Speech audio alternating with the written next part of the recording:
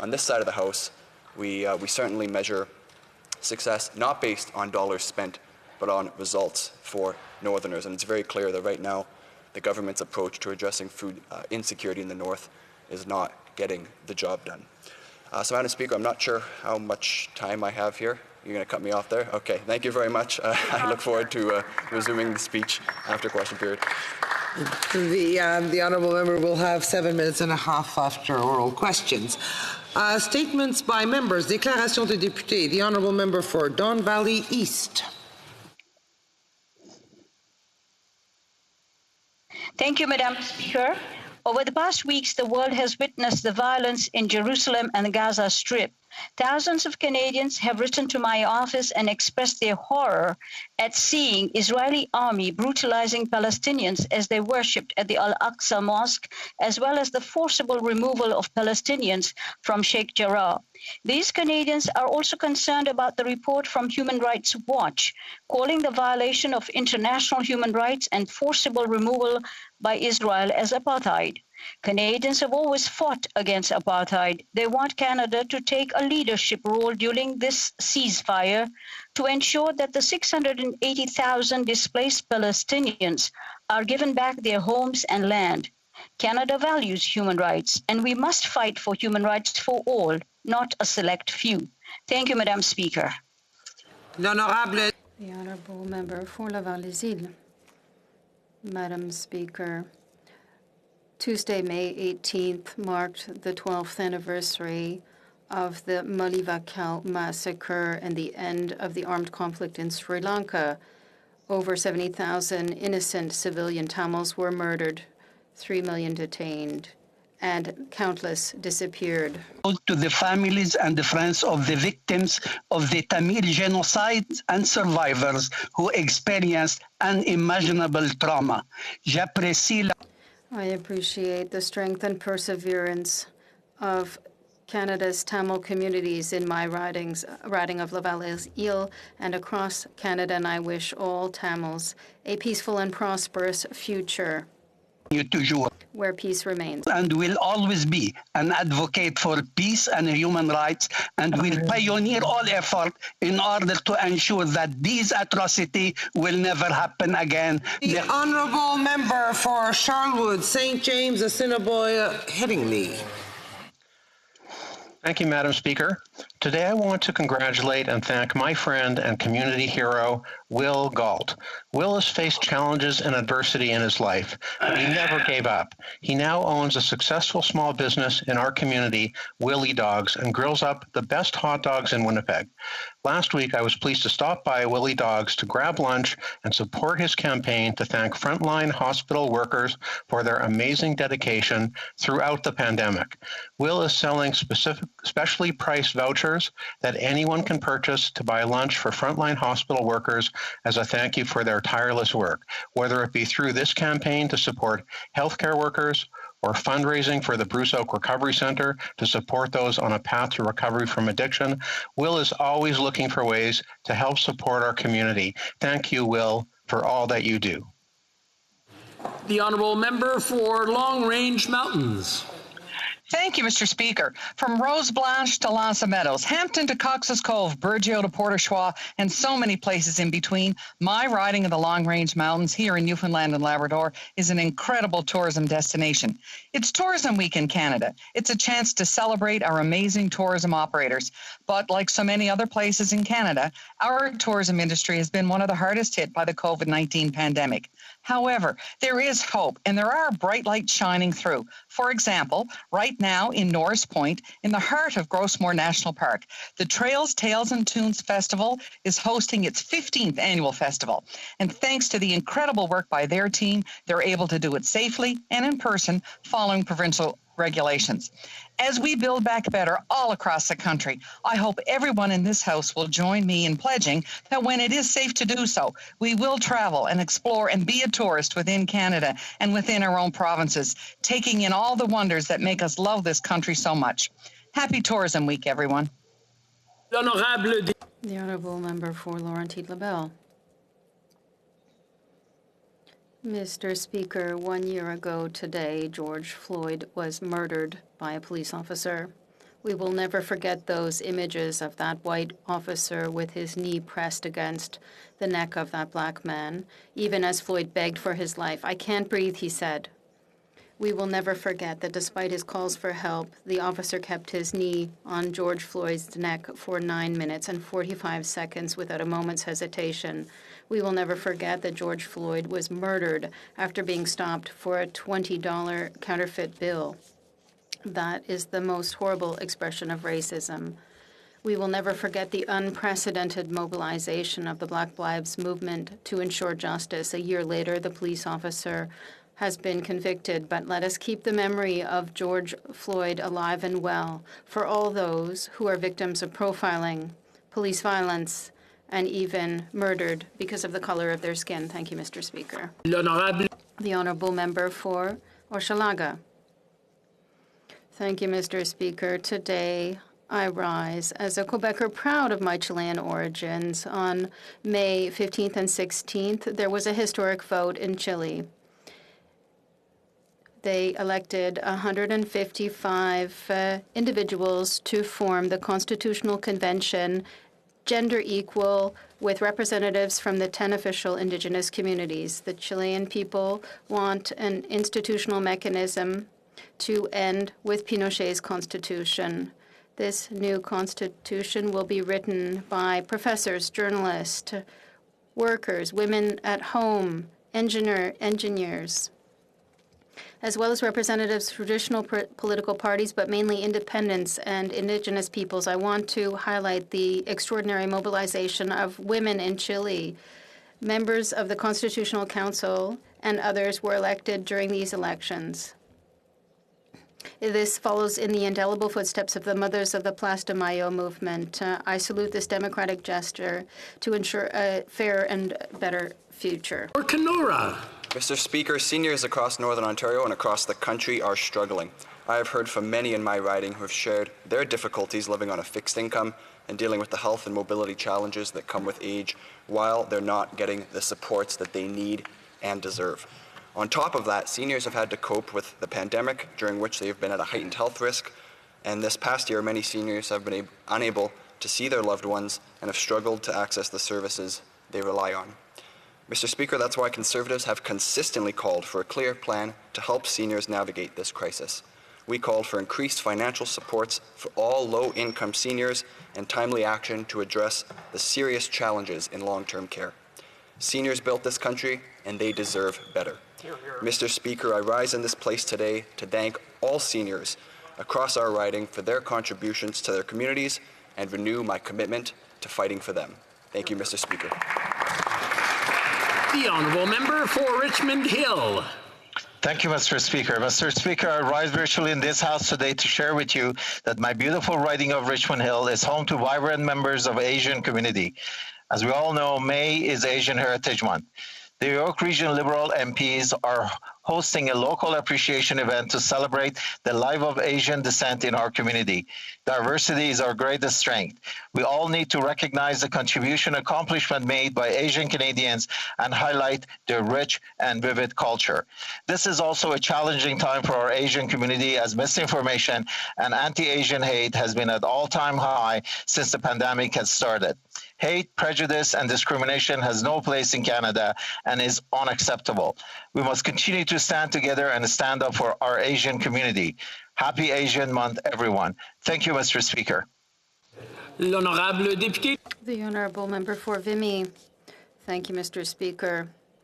Last week, on May 18th, I joined the Tamil community in my riding of Vimy and across the country to commemorate the Mali Vikal Day.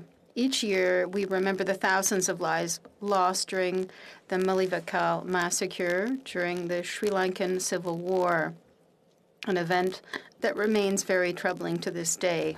And cities, we see members of the Tamil community who lived through the darkest moments of the Civil War. Many are family and friends of the survivors and the victims. Others are survivors themselves. As we reflect on the destruction and pain inflicted during the war, we are reminded of the strength and resilience of the Tamil community in Canada and around the world. Today and every day, let's remember the lives lost and recommit ourselves to standing against injustice in all forms. The Honourable Member for Calgary Shepherd.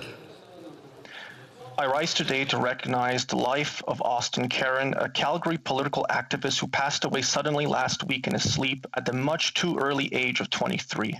A former staffer here on the Hill, Austin was a true politico who could be found at the doors campaigning during any municipal, provincial, or federal election. Remembered for his larger-than-life personality and dedication to the conservative movement, Austin touched the lives of many people and packed in a lot of campaigning in his 23 years. Austin will be dearly missed by many of his friends and fellow University of Calgary Tories who named a leadership award after him in memoriam. On behalf of the Conservative Parliamentary Caucus, I want to extend our heartfelt condolences, prayers, and appreciation for Austin's contributions to the Conservative movement, to his family, and especially to his grieving parents, Daryl and Tammy. May he rest in peace.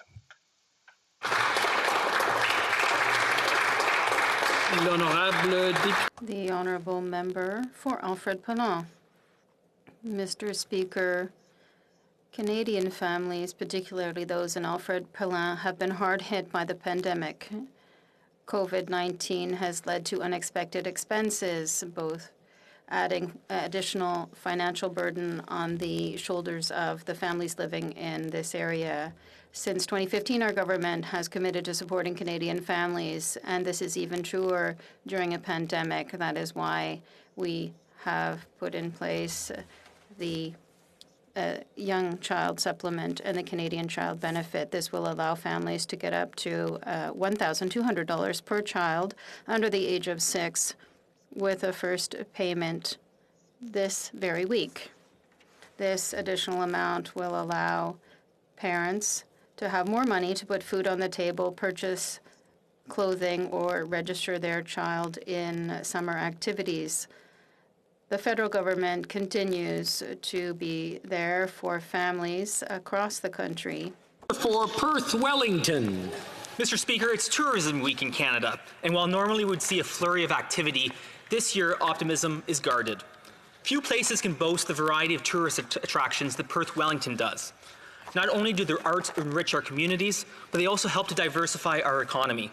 Drayton Entertainment, Stratford Summer Music, Springworks, and the Stratford Festival all contribute millions to our local economy while also supporting the hospitality and accommodation sectors. Our local museums, including the Stratford Perth Museum, the St. Mary's Museum, Palmerston Railway Museum, Wellington County Museum, and the Canadian Baseball Hall of Fame, all work to preserve our rich and enduring history.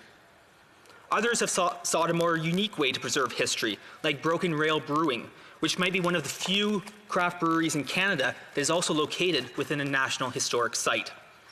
Too often, we may not see the historic and tourist treasures that exist in our own backyards. So this summer, when safe, I hope all of us will be tourists in our own communities. Thank you, Mr. Speaker. The Honourable Member for Niagara Falls. Mr. Speaker, this week is Tourism Week across Canada. Tourism is a major economic driver in my beautiful riding of Niagara Falls.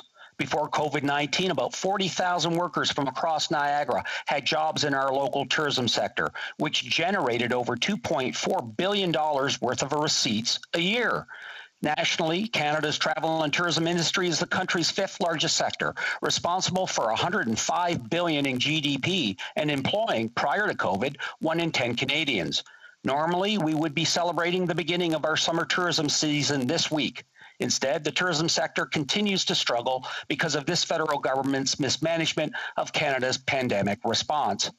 Had the Liberals secured vaccines more quickly, implemented widespread rapid testing, and had a data-driven plan to reopen our economy safely and responsibly, we could be there by now.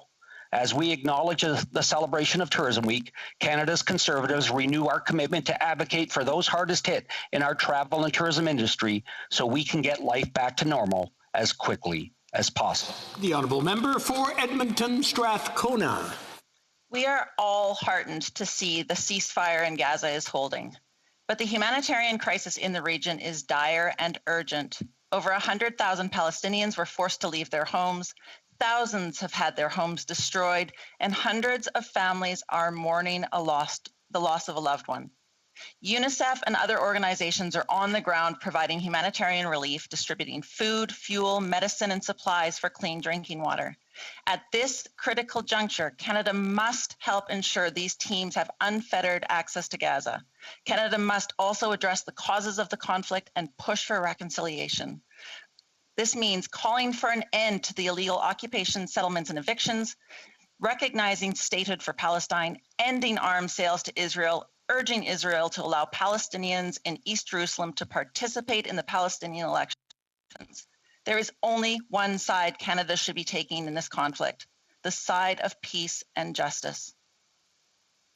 The honourable member for Montarville.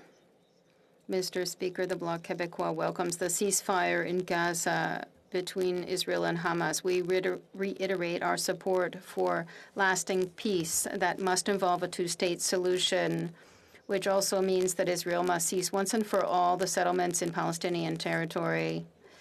In the search for lasting peace, the Bloc Québécois supports a dialogue and discussion which involves the free expression of opposing points of view calmly and peacefully.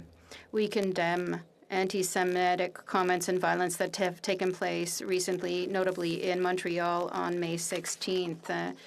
These attacks on Jewish peoples must cease and are extremely counterproductive to the Palestinian cause. The Bloc Québécois unreservedly supports the creation of a Palestinian state, will never support hate and intolerance.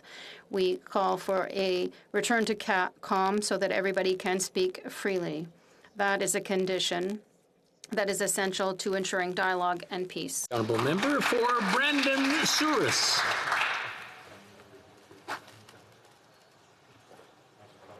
Thank you, Mr. Speaker. Under the Liberal government, we've seen our country's debt skyrocket, and now the annual inflation rate is 3.4%.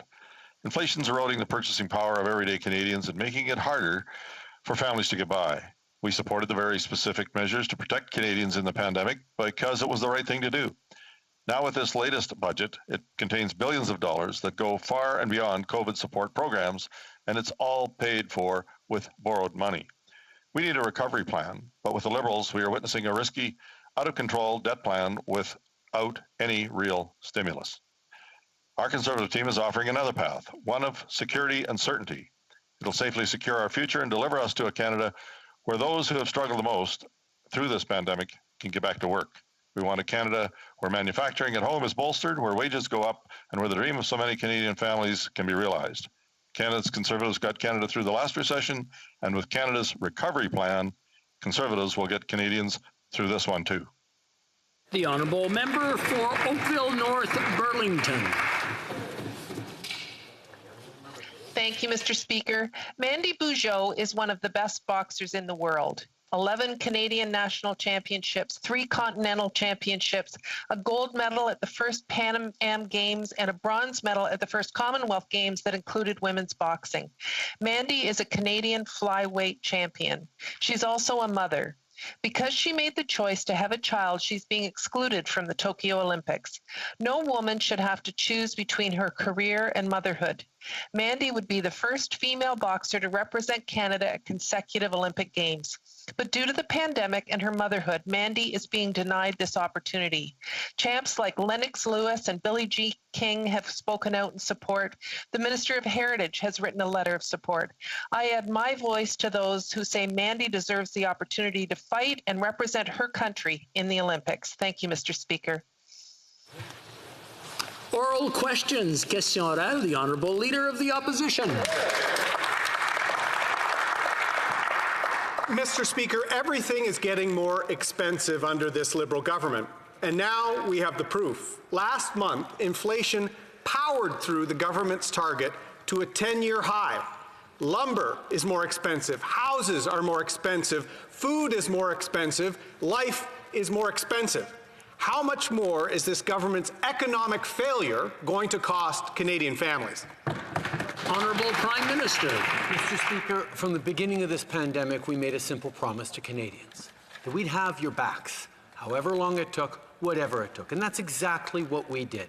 By supporting Canadians right away who lost their jobs because of this pandemic with the Canada Emergency Response Benefit, by supporting small businesses across the country with things like the wage subsidy and the Canada Emergency Business Account. We have been there to support Canadians through this difficult time, and we've seen, Mr. Speaker, our economy bounce back quicker than other economies around the world because we've been there to support. We will continue to be. The Honourable Leader of the Opposition. But, Mr. Speaker, this government is the first one in Canadian history to make it impossible for Canadians to aspire to home ownership. Inflation is making construction more expensive. Only the wealthiest first-time buyers will now qualify for a mortgage, and the government has been studying capital gains taxes on principal residences for years. Why is this government making it harder for Canadian families to get ahead? Honourable Prime Minister. Mr. Speaker, that's in fact not true. One of the very first things we did when we took office was raise taxes on the wealthiest 1% so we could lower them for the middle class. Then and Conservatives voted against it. Then we brought in the Canada Child Benefit that puts more money in Canadians' pockets every single month to help with the cost of raising their kids by not spending and by not sending checks to millionaire families like the Conservatives did. We've continued to invest in affordable housing and working towards a Canada-wise early learning and childcare system to lower the price of childcare to $10 a day in the coming years. We've continued to make life more affordable. Honourable Leader of the Opposition. Mr. Speaker, the economic news for Canadians went from bad to worse last week. The United States announced it wants to double tariffs on softwood lumber. That will impact mills in British Columbia, Northern Ontario, and the Saguenay. Canadian resource workers are once again being threatened by the United States. When are Canadians going to finally see this Prime Minister stand up for working Canadians? The Right Honourable Prime Minister. Mr. Speaker, I don't know where the Leader of the Opposition was these past 5 years, but Canadians across the country watch this government consistently stand up for Canadian steelworkers, Canadian aluminum workers, Canadian dairy farmers, Canadian forestry workers. We have continued to stand up for Canadians faced with a difficult American administration under the last administration and under this administration. We will continue to stand up for Canadian jobs, for Canadian interests, and make sure we are protecting Canadian jobs every step of the way. Honourable Leader of the Opposition. Mr. Speaker, everything's becoming more expensive under this Liberal government. Inflation has hit a 10-year high. We now have the proof. Lumber, houses, even food are more and more expensive. Life is more expensive. That's a fact. How much will this cost Canadians? Premier Ministre. The Right Honourable Prime Minister. From the beginning of the pandemic, we made a promise to Canadians that we would be there to support them, no matter how long the pandemic would last, and that's exactly what we did with CERB, with support for businesses, with the emergency account, with help for seniors and youth. We were there to support Canadians, as we've been doing for the last 6 years. The reality is that the Conservatives continue to vote against our measures to help Canadians, whether it be lowering taxes for the middle class or increasing them for the wealthiest, which we brought in at the beginning of our government. This is the work we're continuing to do to deliver an ambitious budget for Canadians. The Honourable Leader of the Opposition. Mr. Speaker, Canada's economic news is worse day after day. Last week, the United States announced that they wanted to double softwood lumber tariffs.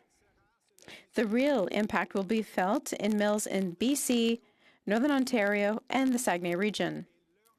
Workers and their resources are threatened by the United States.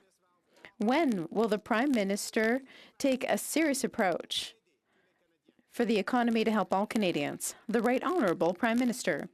Mr. Speaker, for 5 years now, the Leader of the Opposition has been watching us deliver to protect jobs in Canada, jobs in various regions, fighting against a protectionist government under Donald Trump.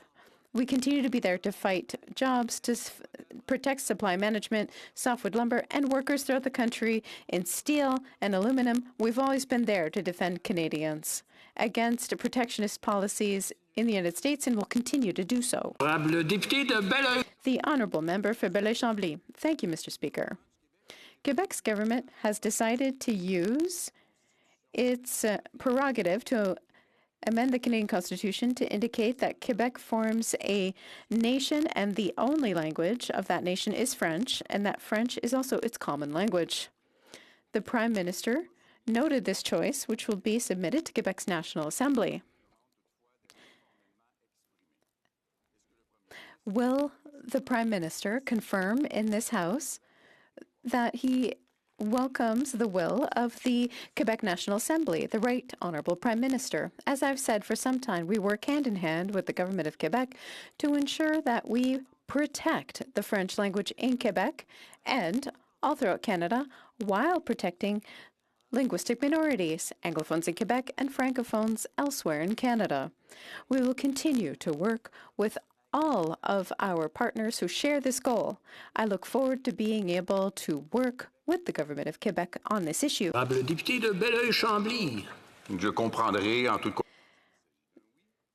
me, that sounds like a yes.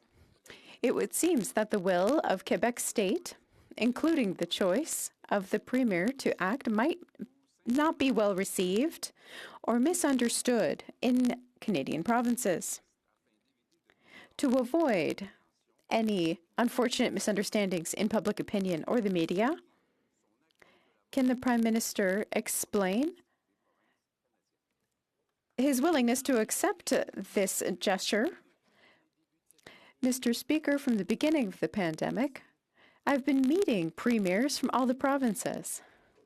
I have my next meeting in 2 days, and of course, I'm looking forward to talking to them about the pandemic, the measures that we're working on together to ensure that Canadians are safe, and of course, I look forward to continuing to talk about issues that matter to the entire country, including protecting French and protecting linguistic minorities throughout the country. The pandemic was difficult for people, but not for banks. Banks made billions of dollars in profit. In spite of that, they've increased service fees, and worse. The Liberal government has the ability to stop them, but continues to let them increase service fees. Why does the Prime Minister refuse to stop banks from stealing this money from people? The Right Honourable Prime Minister. The NDP likes to maintain this discourse, but in 2015, we increased taxes on the wealthiest 1% of Canadians and lowered them for the middle class. The NDP voted against this measure. In the last budget for 2021, we ensured that digital service providers pay their fair share, set up a tax on yachts and luxury vehicles, and started tackling aggressive tax planning, and is fighting tax havens. We will always defend the middle class and ensure that everyone pays their fair share. Honourable Member for Burnaby South. The Prime Minister just ignored my question about banks increasing their banking fees, just like the Prime Minister ignored the Deschamps report. But his National Defense Deputy Minister has clearly stated what we've known for a long time, and I quote, that I think that as little was done as possible to make it look like the report had been responded to without any real change. No structural change, no legislative change, no outside the department, outside the Canadian Armed Forces reporting. Why does the Prime Minister refuse to put in place the Deschamps report and continue to fail women in the armed forces? The Right Honourable Prime Minister. Mr. Speaker, we agree that our institutions are not living up to the needs of those who have experienced misconduct, and that includes the military justice system. We've taken concrete actions to address this. We've named Lieutenant General Jenny Carignan as a Chief of Professional Conduct and Culture. We've named Maurice Fish to conduct the third independent review of the entire military justice system. And we also recently appointed Louise Arbour to conduct an independent review of the treatment of sexual misconduct. Mr. Speaker, these are just the first steps. We know that every woman or man who serves in the armed forces deserves to be properly supported, and and we will ensure that. L'honorable député de Richmond-Arthabasca.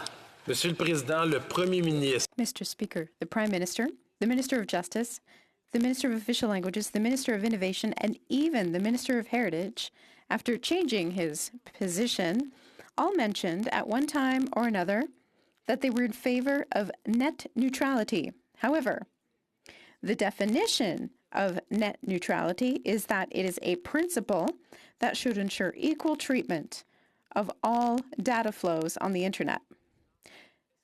Mr. Speaker, can the Minister of Heritage explain how regulating social networks respects this concept? The Honourable Minister.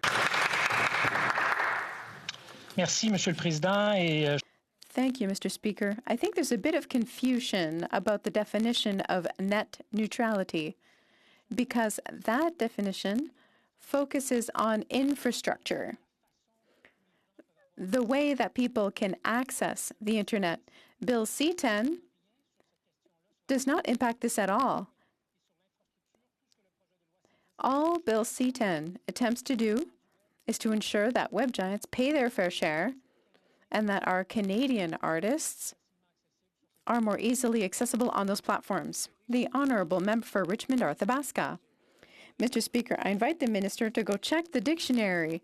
That's the definition I found in the dictionary. The Minister is trying to make us believe that he's for net neutrality or make sure that people don't understand what's going on with C-10. And yet, in an internal memo that was given to him by his own Deputy Minister, it's clearly stated that the new Broadcasting Act could apply to training applications, game applications, and audiobooks. The reality is that the Minister is about to give the CRTC the power to regulate web-based applications. Why? The Honourable Minister.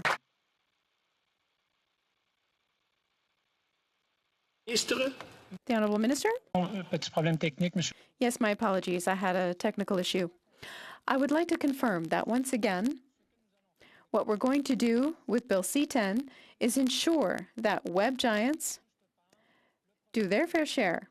Bill C-10 will not apply to health applications or videos produced by individuals who've been very clear about this. The Department of Justice made a presentation to the Committee of Heritage where my honourable colleague was present and specified that there will be the Honourable Member for Richmond-Arthabasca. Mr. Speaker, memos from officials, experts, professors, artists, Canadian men and women are objecting to what the minister is saying and are fighting against his desire to undermine freedom of speech. Canadians want the truth on the real intentions of the Canadian government. They want to give the CRTC more power to regulate what's going on the internet. What is the minister waiting for to announce that social networks, web-based applications, and audiobooks will be clearly excluded from Bill C-10 with no ambiguity whatsoever? The Honourable Minister. Thank you, Mr. Speaker. I would like to remind my honourable colleague that a petition from Quebec's Union of Artists, Adiane Moffat, Claude Legault, all support Bill C-10, just as other artists in the rest of Canada. Lorena Mechanic, the former General Director of the CRTC, Pierre Trudel, a professor of law. When it comes to individual activities, whether it be podcasts, training videos, personal videos, there will be no requirement about those videos when it comes to Bill C-10. Member for Lethbridge. Net neutrality is the principle that internet users should have equal access to all sites, all content, and all applications without being blocked or having preference given to certain sites over others. In 2017, Prime Minister Justin Trudeau said he would defend net neutrality, and the previous Heritage Minister made net neutrality a foundational part of Canadian cultural policy. So why is it that the current Heritage Minister is now going against this principle by legislating that some content gets to be showcased and other content has to be downgraded in order to show favoritism to some artists over others? Before going to the answer, I just want to remind the honourable members then when asking a question or speaking in the chamber and referring to another member, we refer to them by their riding or by their title and not by their proper name. And it's something, especially with questions, when we have a chance to write it ahead, we get a chance to think about it. I just want to remind everyone of that rule that exists in the chamber. The Honourable Minister. Thank you, Mr. Speaker. I believe there's some misconception about the concept of net neutrality since it refers to the hardware, to Canadians and people being able to have access to the internet, and that these conditions be the same to all internet users. Bill C-10 is not about telecommunications or hardware, Mr. Speaker. It's about ensuring that web giants pay their fair share and that Canadians have easy access to the content provided developed by Canadian creator, Mr. Speaker. The Honourable Member for Lethbridge. The minister reads his speaking notes very well, but what he's saying is actually really misleading toward the Canadian public and actually quite insulting to their intelligence. Net neutrality ensures that all internet users are treated fairly. The Liberals, they once believed this principle. Now, as stated, they'll say Bill C-10 has to do with web giants, but that's actually not the case. We're talking about a bill that targets everyday Canadians in their everyday internet use. We're talking about regulating the internet. Everything from YouTube to Facebook to TikTok, etc. It's unfair, it's undemocratic, and it's incredibly regressive. Honourable Minister. Thank you, Mr. Speaker. Again, a profound misconception by the honourable member opposite. We're not regulating the internet, Mr. Speaker. We're regulating some activities on internet. There's a huge difference. Bill C-10 does not affect how internet service providers manage internet traffic and does not modify the relevant provision in the Telecommunications Act, therefore maintaining net neutrality, Mr. Speaker.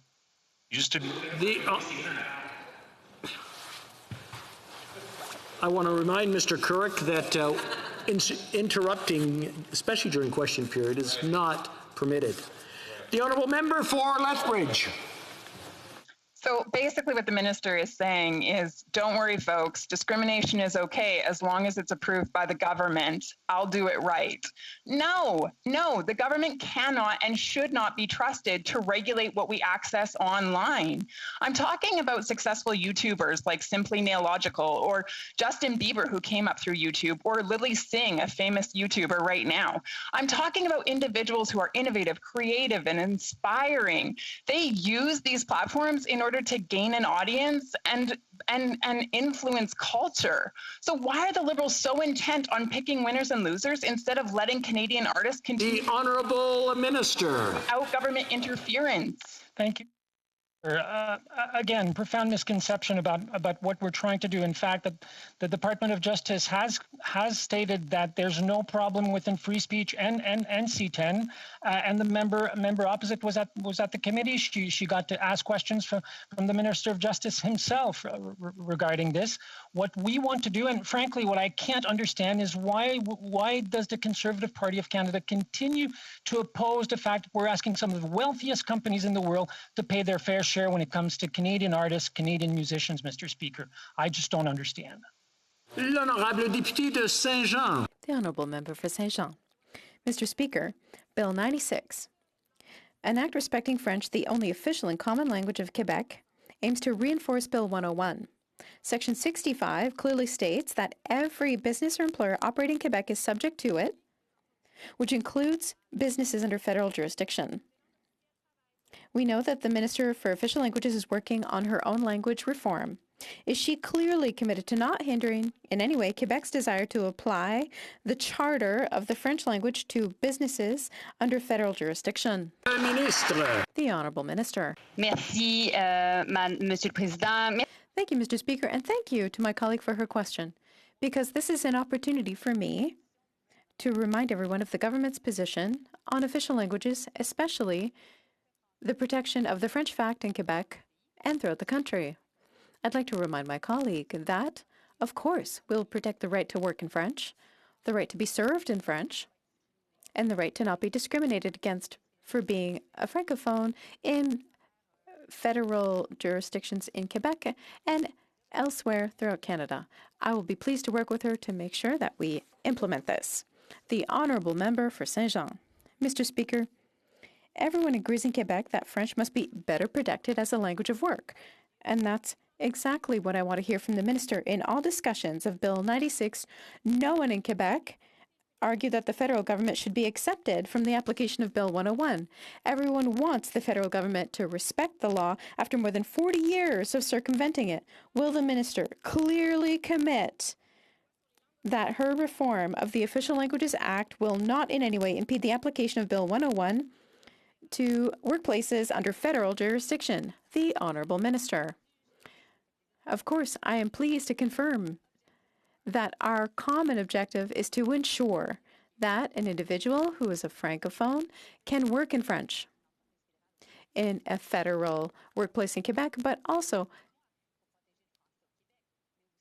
elsewhere in Canada. We need to be able to protect francophones elsewhere in the country too.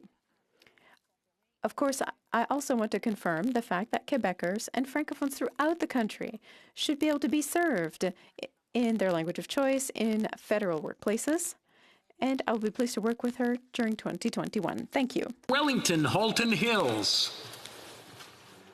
Mr. Speaker, two Canadian government scientists, Dr. Chu and Dr. Cheng, were fired this January from the government's National Microbiology Laboratory in Winnipeg. We know that CSIS urged the revocation of their security clearances because of their work related to China's Wuhan Institute of Virology. When will the government come clean and tell Canadians and this House what actually happened?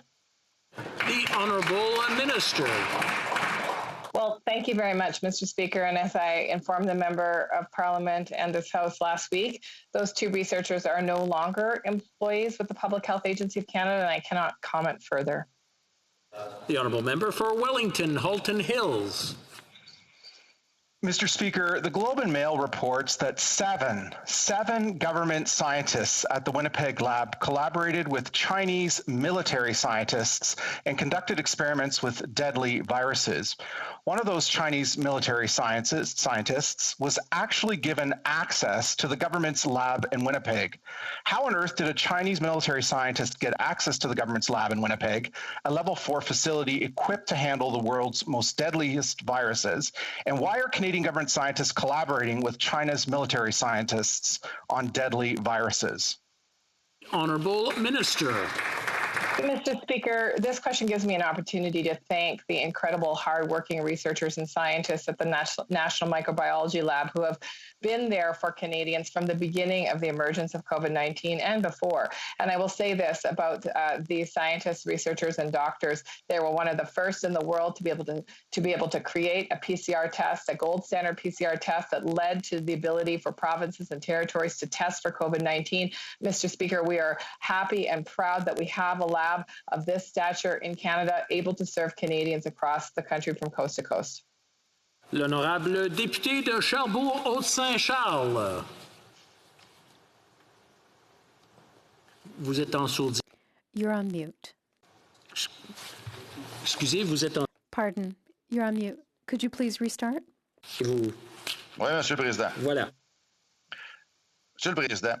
Mr. Speaker, two Chinese researchers, Dr. Q and Dr. Cheng, will not return to work at the National Microbiology Laboratory in Winnipeg.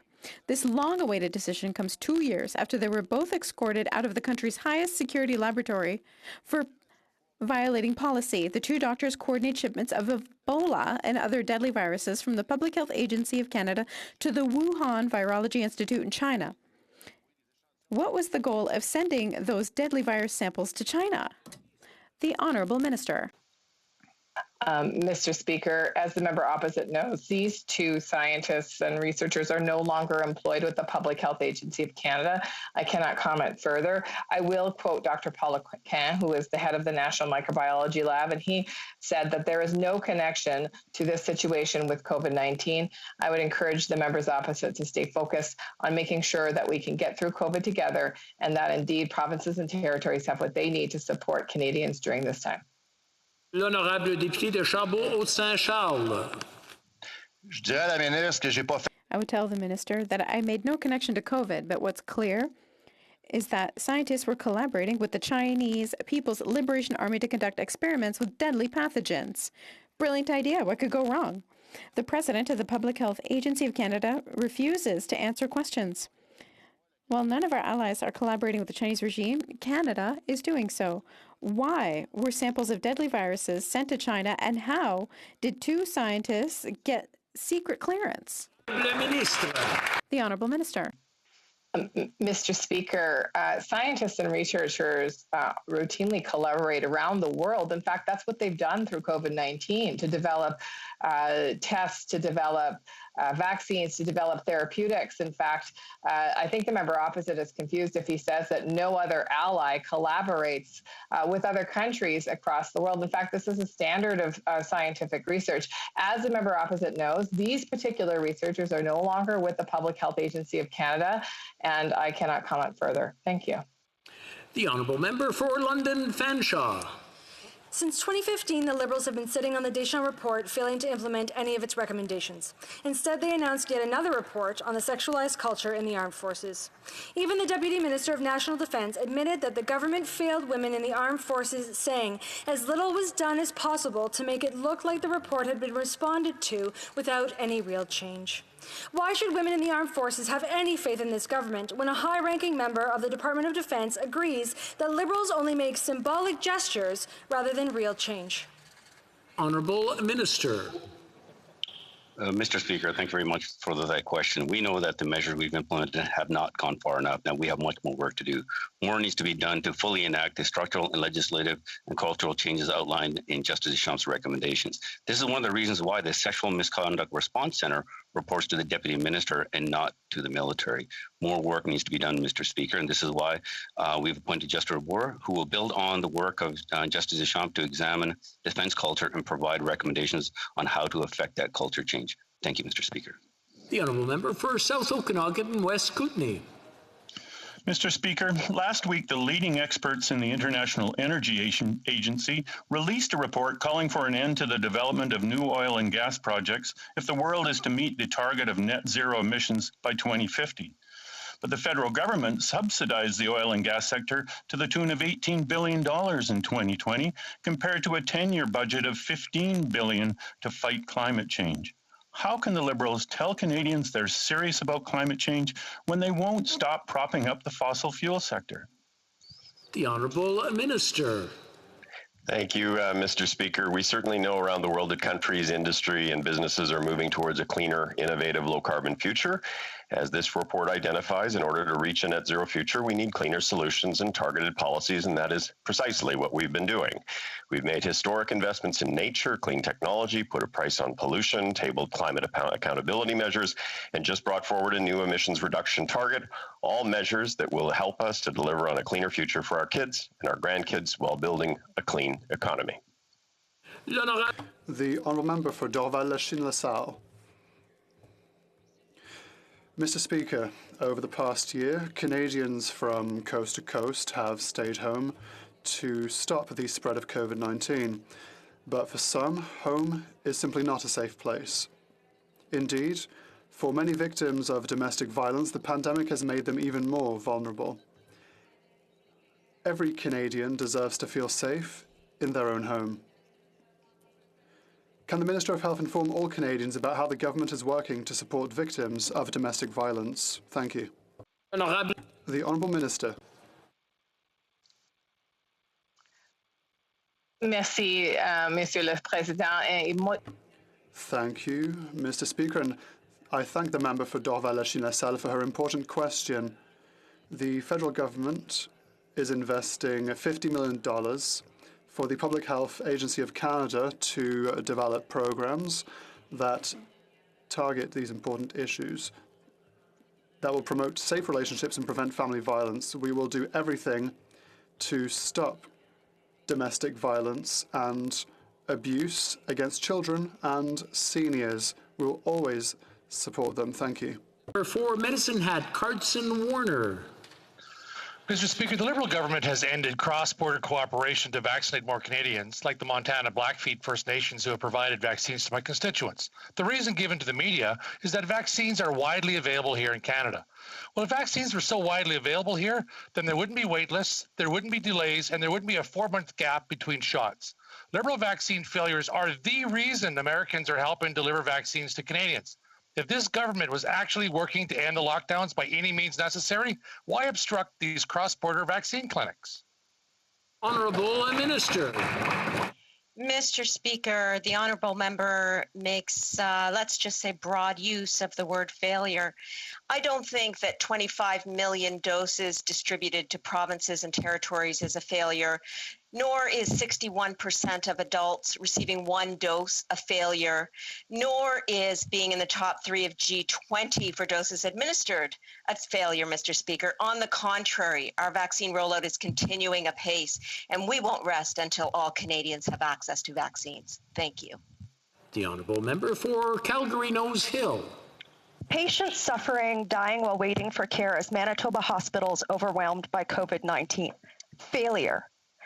In Detroit, many unused doses of Pfizer vaccines may go in the garbage. Inexplicably, Windsor Mayor Drew Dilkens has been blocked by the Liberals in virtually every innovative attempt he's made to deliver these essential medical tools to Canadians. This is just crazy. Will the Minister of Health commit to phoning Mayor Dilkens by the end of the day today to deliver firm solutions to get Detroit doses into the arms of Canadians by the end of the week? The Honourable Minister. Mr. Speaker, let me just reiterate what my colleague has pointed out, that in fact 61% of Canadians have received their first dose of a vaccine here in this country. In fact, in terms of Manitoba, they received 111,310 vaccine doses last week. In Ontario, by the way, 2.193 million doses last week. In fact, we've seen immunizers step up in innovative ways in every community across this country to get those doses in arms. And I want to congratulate the many creative ways that communities are vaccinating their members. As the member opposite notes, the United States has said that crossing the border to receive a vaccine is not an appropriate reason. The honourable member for Lakeland. Mr. Speaker, last week the Ontario Superior Court ruled the January 2020 Islamic Revolutionary Guard Corps attack on Flight 752 was an intentional act of terrorism. All 176 on board were killed, including 55 Canadian citizens and 30 permanent residents. In 2019, the U.S. White House declared that the IRGC actively participates in, finances, and promotes terrorism as a tool of statecraft. When will the Liberals stand up for Canadians and list the IRGC as a terrorist organization? The Honourable Minister. Mr. Speaker, we have been standing up for Canadians, and particularly the families of those who were tragically lost in PS 752 on the 8th of January 2020, and we are reviewing the Ontario court decision at the moment. Well, we have said right from the beginning in all of the communications with Iran that they have failed to be transparent, open, and accountable for the actions that they committed against Flight PS 752, and we will not cease to pursue them on that matter until they've provided all the necessary answers with respect to that tragedy. The honourable member for Charleswood St. James, Assiniboia, Headingley. Mr. Speaker, in 2018, this House voted to condemn Iran for its ongoing sponsorship of terrorism and called on the government to list the IRGC as a terrorist entity. It's been 3 long years and the government still refuses to respect the will of this House, even after this latest ruling, confirming the downing of Flight 752. That it was an intentional act of terrorism. When will the Minister of Public Safety finally declare the IRGC which is responsible for the deaths of 85 Canadians, as a terrorist entity? The Honourable Minister. Thank you, Mr. Speaker. Mr. Speaker, we are working with all like-minded countries to ensure that Iran is held to account for its support of terrorism. And as part of this, we continue to list the Islamic Revolutionary Guard's Quds Force as a terrorist entity. In 2019, we added 3 additional Iran-backed groups to the criminal code list as terrorist entities. And Mr. Speaker, we continue to impose sanctions on Iran and the IRGC, targeting all 4 of its branches as well as senior levels of members of its senior leadership. Thank you, Mr. Speaker. The honourable member for Montcalm. Mr. Speaker, the public does not want an election during the pandemic. With more than 50,000 active cases of COVID in Canada, the Bloc Québécois will be putting a motion to a vote this afternoon. The motion declares it irresponsible to hold an election during a pandemic and calls upon the government to do everything possible to avoid it. If the House votes in favour, will the Prime Minister respect this request, which is in line with the will of the people, and commit to not calling an election while the pandemic lasts? The Honourable Minister. Mr. Speaker, we should never be surprised by the lack of cohesion from the Bloc Québécois. Last summer, the leader of the Bloc insisted that we have an election. The Bloc Québécois continuously votes no confidence, which means that they are for an election, an immediate election. Mr. Speaker, our focus has always been and will continue to be the well-being of Canadians, how to protect Canadians in this pandemic, and we will continue to be focused on that. The honourable member from Montcalm. Mr. Speaker, beyond all these words, let's be serious. I'm asking the Prime Minister for a commitment that he will not hold an election during the pandemic because he is avoiding the votes of the House. We voted to increase employment insurance benefits for the seriously ill to 50 weeks. He backed down and is limiting them to 26 weeks. We voted to increase health transfers. He balked at budgeting any increase over 5 years. So, if the House asks him not to hold an election before the end of the pandemic, will he commit to respecting the vote, or will he just bail out once again? The Honourable Minister. Mr. Speaker, my colleague from the Bloc has to speak to his own leader because last fall, the Bloc were ready. They were raring to go for an election. The leader of the Bloc said, if this Parliament has any courage, it will go into an election. The government's days are numbered. He called anyone who didn't want an election a coward. So who's right? The Bloc of the past or the Bloc of today? The honourable member from Montmagny-Lillet, Kamouraska, Rivière-du-Loup. Mr. Speaker, the Prime Minister has repeatedly committed to not letting anyone down. Not letting anyone down. As we speak, young mothers who had their child between the first and second wave of COVID are still not eligible to the PCR EPA because of rules put in place by this government requiring them to already have a childcare space. The Liberals are letting them down. What are they going to do about it? The Honourable Minister.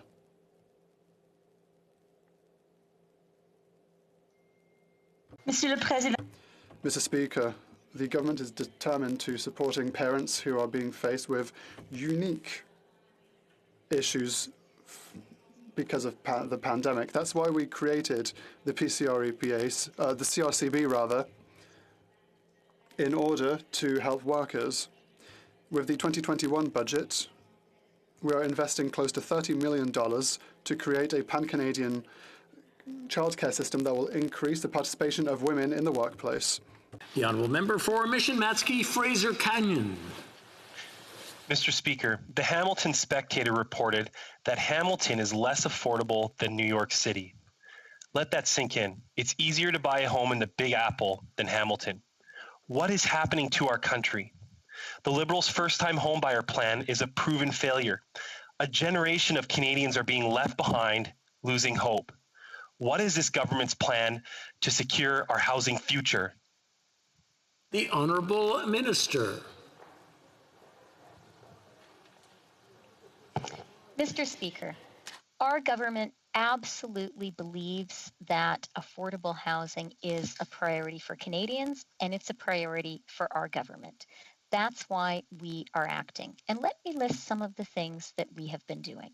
Over $70 billion has been invested in the National Housing Strategy that will support the construction of up to 125,000 affordable homes.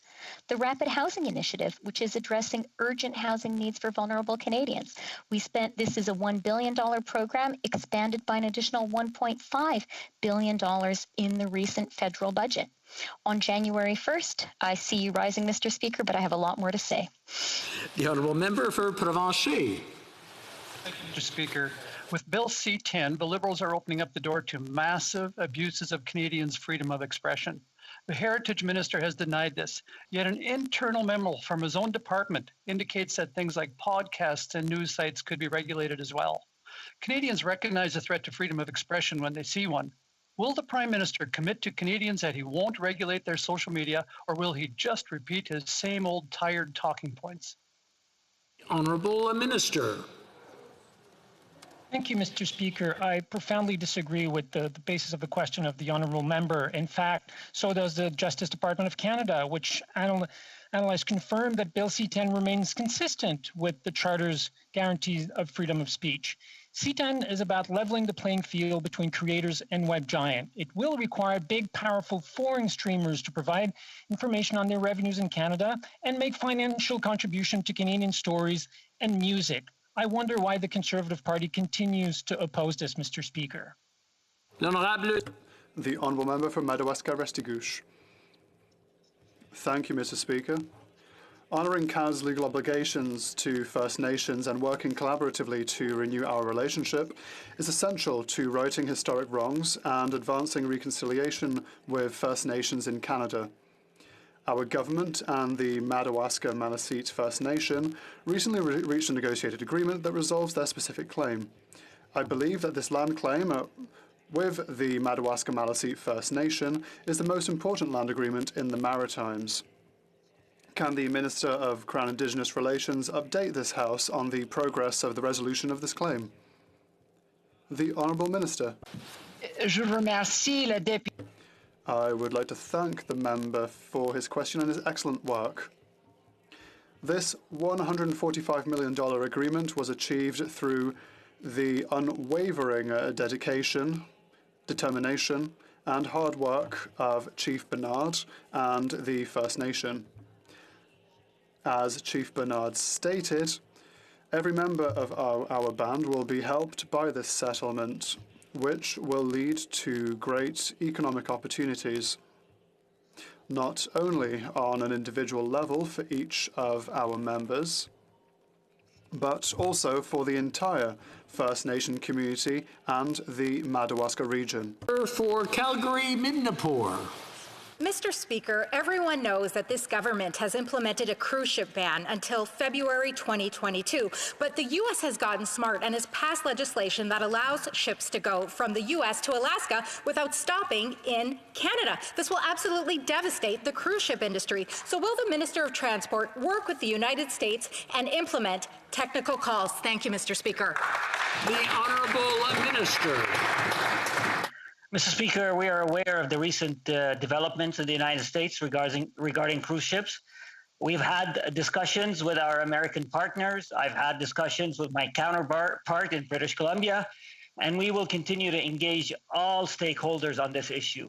But I want to ask my honourable colleague, do they want tough border restrictions or not? We are sensitive to the needs of our communities, but we will continue to follow public health advice and be guided by our expert. Thank you, Mr. Speaker. The Honourable Member for Langley-Aldergrove. Thank you, Mr. Speaker. $1 million. That's how much money gets pumped into the Victoria or the Vancouver economies every time a cruise ship stops by on its way up to Alaska. But this government's outright ban is going to kill all of that. Our American neighbors got tired of waiting for our reopening plan, so they have their own. Just avoid Canadian ports altogether. Their Alaska Tourism Restoration Act passed both houses of Congress. The President has signed it into law. Will this minister acknowledge that he totally missed the boat on this one? Honourable Minister. Speaker, from the beginning of the pandemic, we told Canadians we'll do whatever it takes to protect their health and safety. And we stood by Canadians, by businesses, and the tourism industry, Mr. Speaker, has been hit really hard. That's why we've rolled out many programs to support them.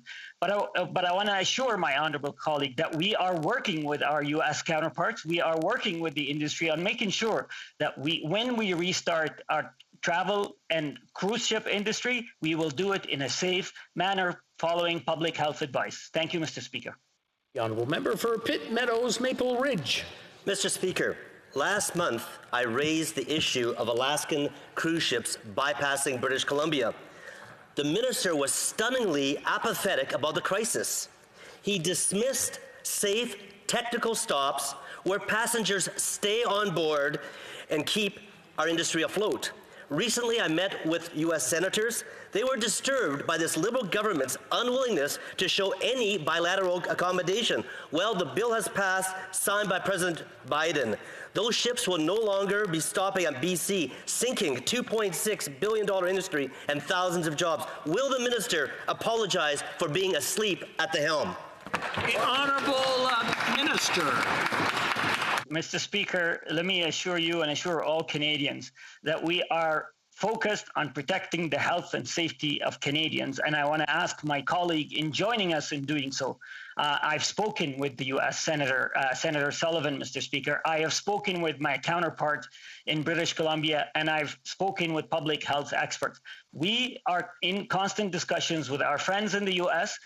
We are aware of the challenges that communities are facing. That's why we will continue offering support to those communities. But, Mr. Speaker, we will restart our travel industry when it's safe. We will continue to follow public health advice as advised by the experts. Mr. The honourable member for Kitchener Centre. Mr. Speaker, we know that Canada's long-standing trade relationship with the United States and Mexico under NAFTA, and now the new modernized NAFTA, has been a model for the world. In 2019, Canada exported more than $440 billion of merchandise to the United States and more than $7 billion to Mexico. Given the CUSMA Free Trade Commission meeting last week, could the minister kindly update Canadians on how the new NAFTA is creating good-paying jobs and strengthening the middle class in Canada? The Honourable Minister. Mr. Speaker, I'd like to thank the Honourable Member for Kitchener Centre for that important question.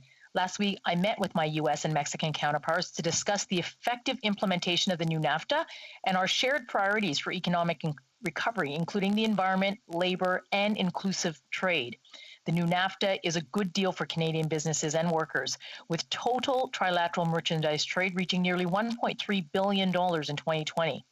As we recover from this pandemic, it is more important than ever to work together to increase North American competitiveness and emerge stronger, creating good middle-class jobs. Thank you, Mr. Speaker.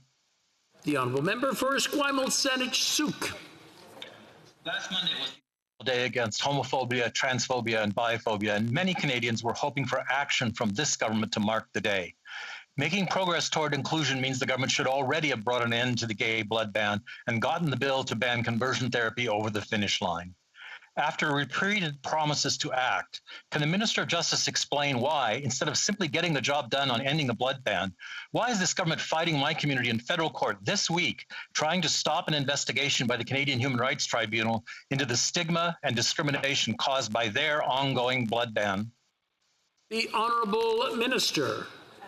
Mr. Speaker, on this side of the House, we agree that the blood ban is discriminatory, and that's why we've taken such strong steps to eliminate it. In fact, we brought it from 5 years to 6 months to 3 months, and we know that the job is not done, Mr. Speaker. That's why we fund the Canadian Blood Services and Héma-Québec to conduct the rest of their research. And I have met with both organizations, Mr. Speaker, and I can reassure the member that I've urged them to submit their applications to Health Canada for review so we can get the job done. Thank you.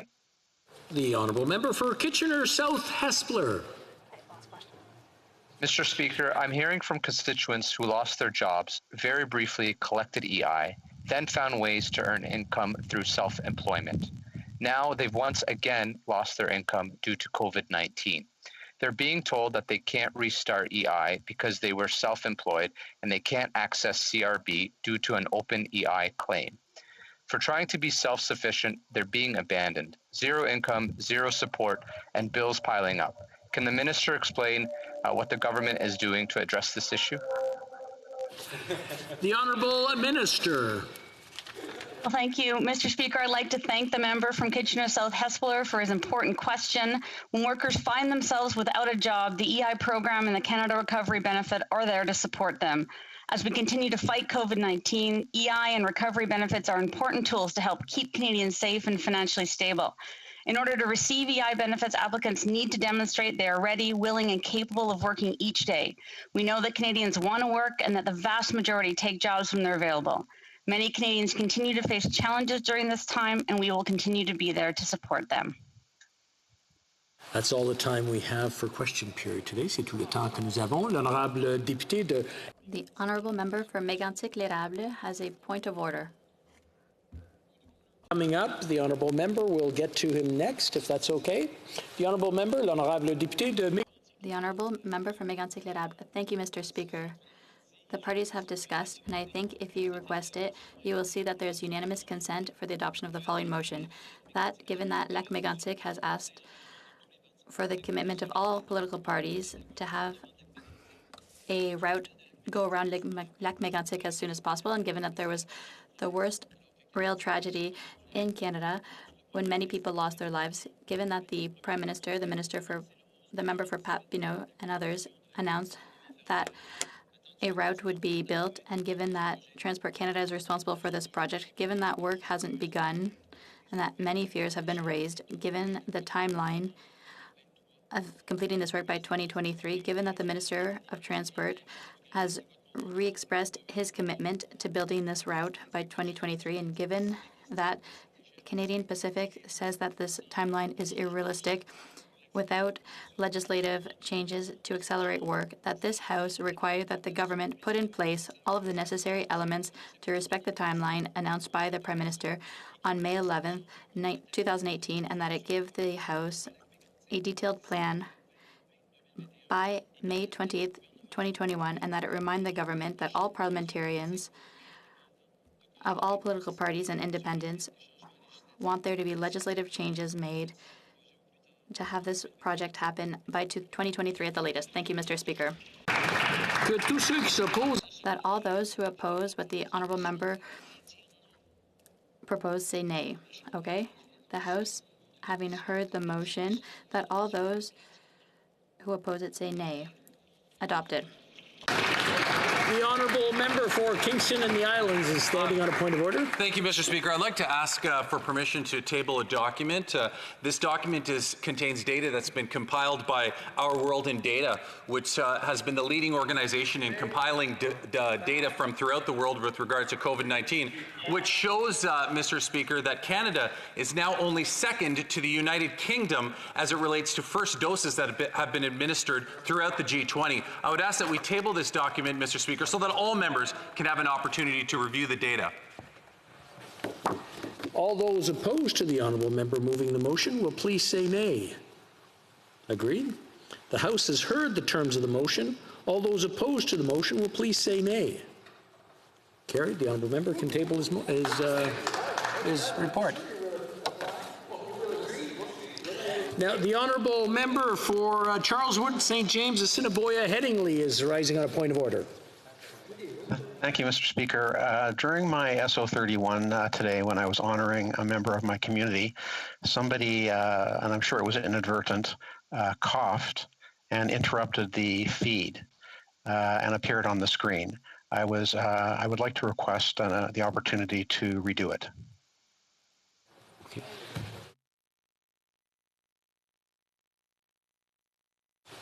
Okay, I will have to ask for a unanimous consent on that one. All those opposed to the honourable member moving the motion will please say nay. It's agreed. The House has heard the motions of the terms of the motion. All those opposed to the motion will please say nay. Carried.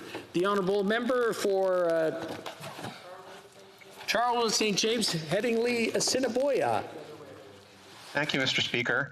Today, I want to celebrate and thank my friend and community hero, Will Galt.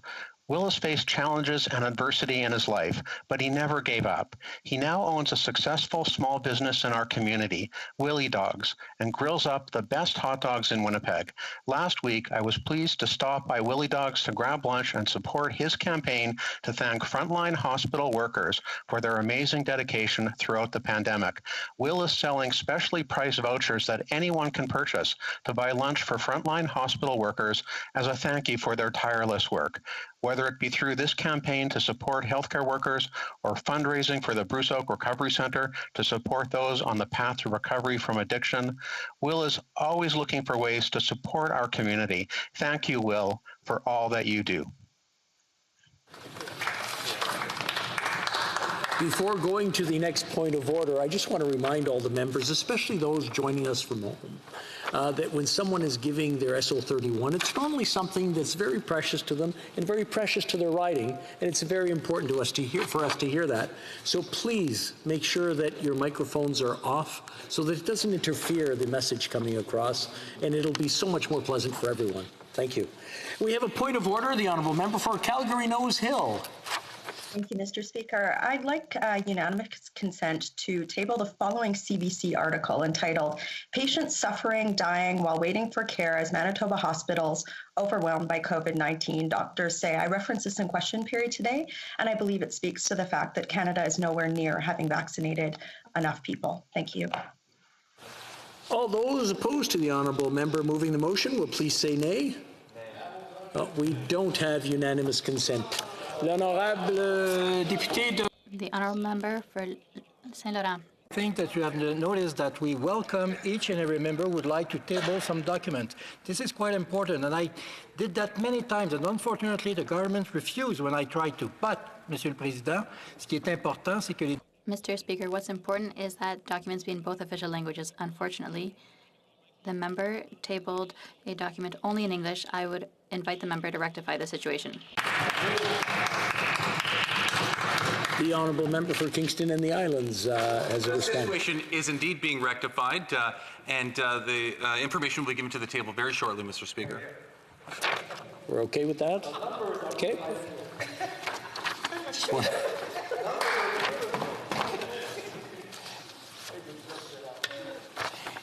It being 3:15, pursuant to order made on Monday, January 25th, 2021, the House will now proceed to taking of the deferred recorded division on the motion of Monsieur Thérien relating to business of supply.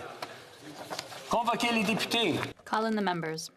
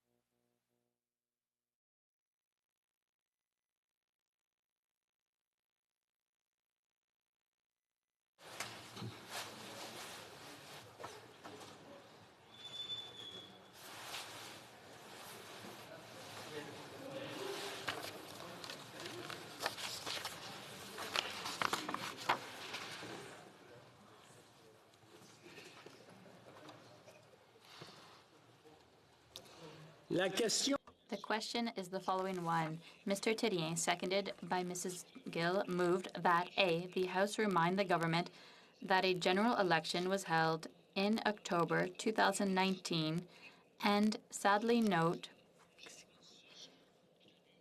that more than 1.3 million Canadians, including almost 360,000 Quebecers, have been infected with COVID-19 and that nearly 20